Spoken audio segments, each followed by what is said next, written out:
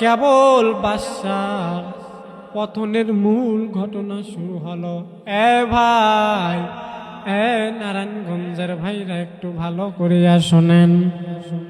বাদশা যদি একটা আয়াতকে অমান্য করার কারণে তার অবৎপতন হয়, তার পতন ঘটে, 7 তারিখের আগে বলল পালাবো না, 5 তারিখে পরিবার সহ কি নাই বলেছিল পালাবো না, কিন্তু 5 তারিখের পর কোথায় গেল সেই, কোথায় গেল পালাবো না,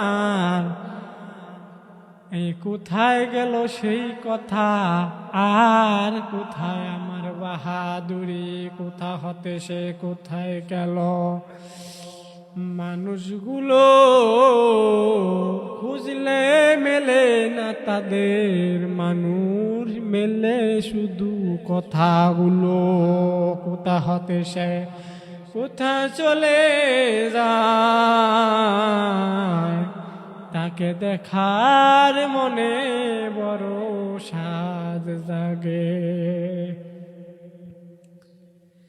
উজির যখন চলে গেল, একটা সুন্দর তেজিয়ান হরিণ, মায়াবী চেহারা হরিণের, মুমিন মুসলমান, মায়াবী চেহারা